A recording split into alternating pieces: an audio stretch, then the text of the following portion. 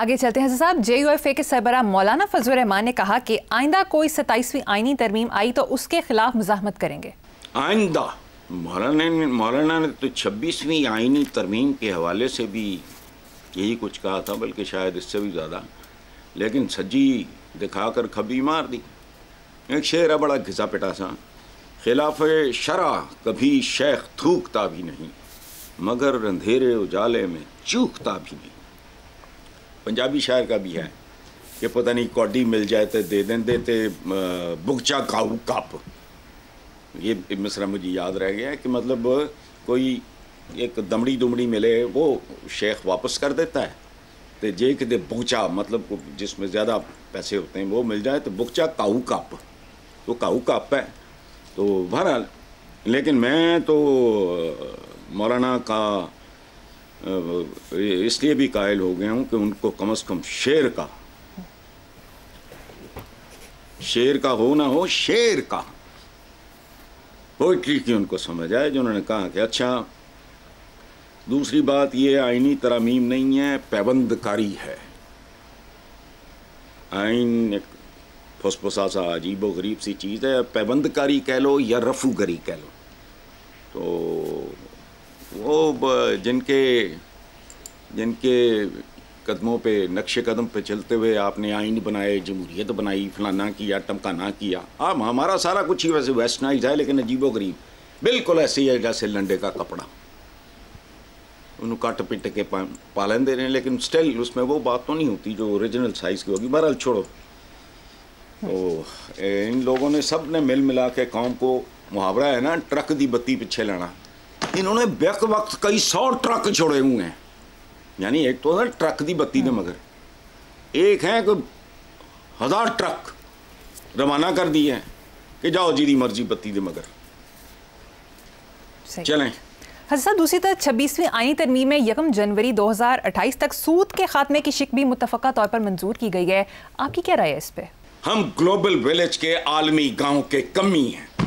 ये सिर्फ इस सूरत में मुमकिन होगा अगर आप वर्ल्ड लीडर बनते हो। वर्ल्ड लीडर, ये तुम्हारे करेंसी नोटों से लेके सारी मॉडर्न इकोनॉमी, इसकी शराइत, इसके इदारे, इसका फलाना यूएन किन का बनाया हुआ है? हम तो हम ही एक एशरे की तरह हैं, उठा के यहाँ रख दी, यहाँ से वहाँ रख दी। कैसे करोगे? ये क्या कहा आपने, 2028 तक? जी। और खुदा का खौफ करो, लोगों के साथ झूठ बोलना तुम्हारी आदत है, बस झूठ तो इतना बेसुरा तो ना बोलो। जब तक तुम वर्ल्ड लीडर नहीं होते, एक बात वो तो लॉजिक की है, सामने है, बताओ क्या हैसियत है, कौन हो तुम? अपने कर्जे के लिए, अपना इतना सा मुल्क चलाने के लिए ये वो करने वाले लोगों को क्या की खिलौने बेच रहे हो? अच्छा, अब कहानी क्या हुई?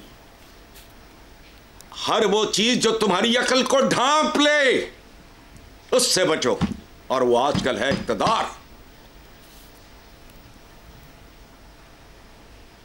ये एक और बात है, मैं अगली बार इस पे बाकायदा आपको एक्सप्लेन करूंगा। ठीक है ऐसा साहब, मौजू बदलते हैं। इंटरनेशनल मीडिया में सिंगापुर के वज़ीर-ए-आज़म लॉरेंस वॉन्ग की एक सोशल मीडिया वायरल वीडियो की खबर आई कि किस तरह सिंगापुर के वज़ीर-ए-आज़म का लो बजट एयरलाइन पर सफ़र करने पर शहरियों ने हाथ उठाकर तालियां बजाकर उनका इस्तकबाल किया। ये आपने अभी फरमाया मौजू बदलते। जी हसन साहब, आप उससे भी तल्ख मौजू ले आओ। ये देखो जरा, इनके पस मंजर, इनके शजरे जो भी हैं वो देखो, इनके नखरे देखो, खुदा की पनाह। मुझे कभी जिंदगी में तुमने कितनी बार देखा है मैंने को टाई शाई लगाई हो? मैं तो अपने घर में होता हूँ। कभी भी नहीं हसन साहब। एयर कंडीशनर चल रहे होते हैं, कुछ कभी भी नहीं। वजह नेक्स्ट टाइम जब आप आओ तो मैं आपको दिखाऊंगा। ठीक। मेरे पास सैकड़ों नहीं हजारों के हिसाब से। मुझे बचपन से नफरत थी। स्कूल में याद रखो, मैं घर से बाहर निकलते ही टाई उतार के, वो होती थी वो रबड़, वो इस तरह नहीं लगी लगाई नॉट होती, डाल के मैं उतार के जेब में डाल लिया करता था। स्कूल जाने से पहले उतार के फिर चढ़ा लेना पटा। पता नहीं, आई डोंट नो कौन लोग हैं, क्या करते हैं। वो जो सिंगापुर का वजीर आजम है उस पर तो मुझे प्यार आया, मुझे तो नाम देखना पड़ेगा, लेकिन मैंने ये अखबारों में जब पढ़ा, एक वो भी वजीर आजम है, उसके लिए लोगों ने खड़े होकर तालियां ना बजाते, उससे मोहब्बत ना करते। मेरे साथ वाक़या हुआ, पता नहीं मैं स्वीडन वगैरह, ये पता नहीं किधर, तो चले मेरे साथ एक दो और थे, तो एक बंदा अंदर आया, लोग बड़े उससे प्यार से मिले, तो मैं तो चूँकि उनको जान, मैंने कहा ये सब वाकफ़ होंगे। वो नॉर्वेजियन थे, पता नहीं क्या किधर, मुझे अब याद नहीं, लेकिन स्कैंडिनेविया की बात जी। तो ये गए तो मुझे एक खातून ने, बुज़ुर्ग खातून थी, उन्होंने पूछा कि do you know who he was. मैंने कहा जी नहीं, आई एम सॉरी। वो अंग्रेज़ी वो सारे नहीं बोलते हैं, उनमें से कुछ लोग अच्छी अंग्रेज़ी बोल लेते हैं। तो मैंने कहा जी no ma'am, I am sorry. मुझे कहती हैं आप आ किंग। उसने ऐसे कहा हमारा बादशाह, वाह, जैसे कोई कहे मेरे वालिद साहब थे। ये यूं ना मथे जिन पहाड़ों लथे। चलो ठीक है साहब, मुझे यहाँ पर एक ब्रेक लेनी है, देखते रहिए ब्लैक एंड व्हाइट।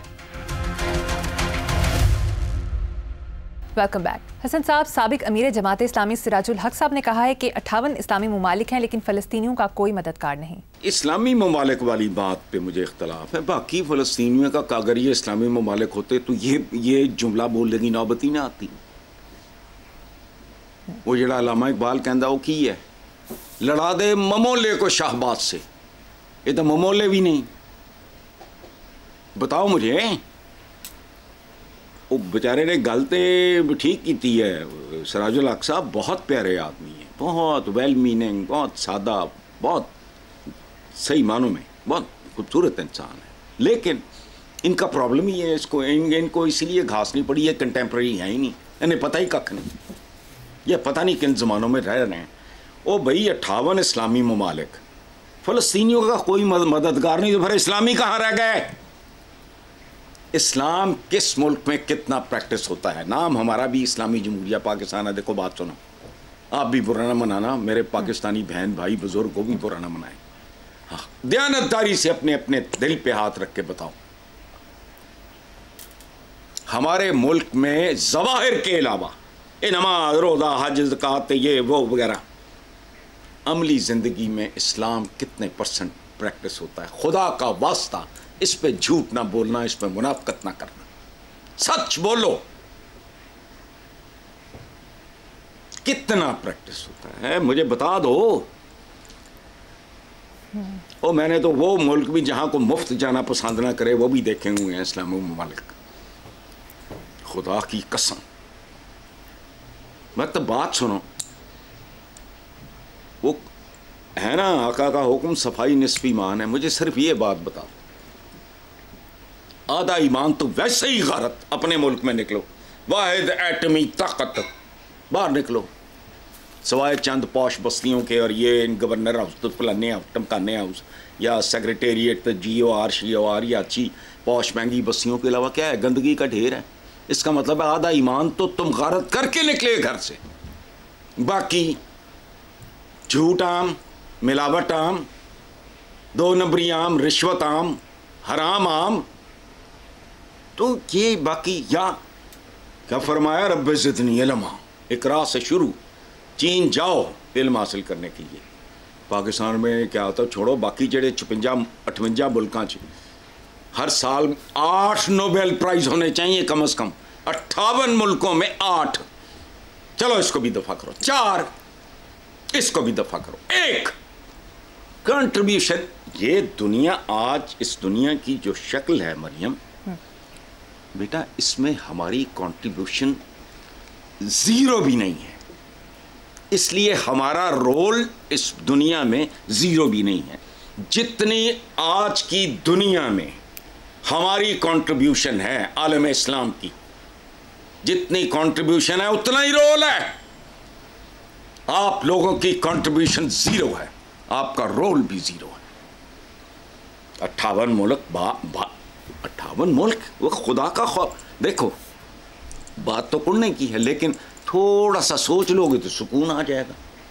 नाम तो हमारा भी इस्लामी जमहूरिया पाकिस्तान, 3 लफ्ज़ हैं, इन तीनों पे अलग-अलग गौर करो और देखो तुम इनमें से किसी एक लफ्ज़ के मयार पे पूरा उतरते हो।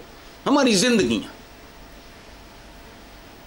ख़त्म हो गई बात। वो एक शेर है, हमारी ज़िंदगियाँ कितनी मुख्तलिफ होती, तो मुझसे क्यों ना मिला 8-10 बरस पहले। वाह। तो हमारी ज़िंदगियाँ मुख्तलिफ होती हैं। अगर हम अपने दीन को, मैं कहता हूँ सिर्फ 10% ही प्रैक्टिस कर लो, इल्म और दयानत, बस चलो बाकी सब छोड़ दो। अमी उठ के बातें करनी, चलो आगे। हाँ हज़रत, दूसरी तरफ सेनेटर मुशाहिद हुसैन ने कहा कि तुर्क सदर तैयब एर्दोगान मसला फ़लस्तीन के मुस्तकिल हल के लिए क़यादत करें। अच्छा वो मैं, अच्छा मुशाहिद ही मेरे देन में था, चंगा भला पढ़ा लिखा बंदा बांगी मार गया। वो क़यादत किदी क़यादत हो, मैं डुडा माजूर फौलज ज़दा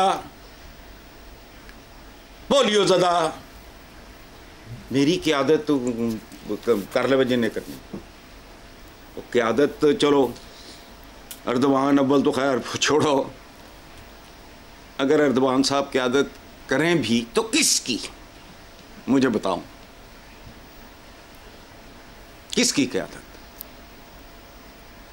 है, कहाँ किसकी क़यादत करूं? एम ही उठ के बात कर देनी है, क़यादत करे मैं ये वो हमारा पता कैफियत क्या है। गली गली में हुआ मेरी हार का ऐलान, ये कौन जाने कि मैं तो बसात पर ही न था।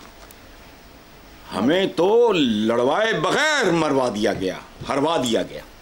क्यों? तालीम मेरे आका का अजीज तरीन ख्वाब था, इल्म हासिल करो। और एक ही बात मान लेते तो सुरखरू होते, मानना नहीं, एम ही बैठे बिठाए। ठीक है हसन साहब, नेक्स्ट खबर पे चलते हैं। अखबारी खबर के मुताबिक बानी पीटीआई की बहनें अलीमा खान और उस्मा खान भी जेल से रिहा हो गई हैं, जबकि दूसरी तरफ बुशरा बीबी ने अपनी रिहाई के बाद कारकुनों से बात करते हुए कहा कि असल खुशी उस दिन होगी जब बानी पीटीआई रिहा होंगे। क्या कहेंगे इस पे? मैंने इस पे क्या कहना है, आपने कह दिया जो कहना था।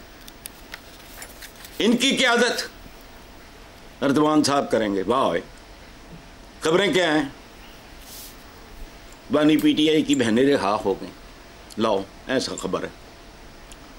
अच्छा, ओदी बेचारे दी बीवी भी रिहा हो गई और कह रही है कि असल खुशी उस दिन होगी। लाओ जी साड़ी खुशी, साढ़े गम देखो तो साड़ियाँ खुशियाँ देखो। बताओ, एडिसन एक दुआ मांगा करता था, वो बिलीवर्स हैं, वो रब को मानने वाले लोग हैं, वो गॉड कहते हैं, हम अल्लाह कहते हैं, ये रब कहते हैं। अच्छा, वो कहा करता था कि अल्लाह मुझे लंबी ज़िंदगी दे, इसलिए नहीं कि मुझे जीने का शौक़ है, इसलिए कि मेरे पास बनी नौ इंसान को देने के लिए और बहुत कुछ है, क्योंकि उसके तो पेटेंट्स ही नहीं गिने जाते। तो हमारे गम और हमारी खुशियाँ दोनों ही घटिया, हमारी खुशियाँ भी घटिया, हमारे गम भी घटिया। चलो सही, ठीक है साहब, मुझे यहाँ पर एक छोटी सी ब्रेक लेनी है, एक ब्रेक के बाद हाजिर होंगे।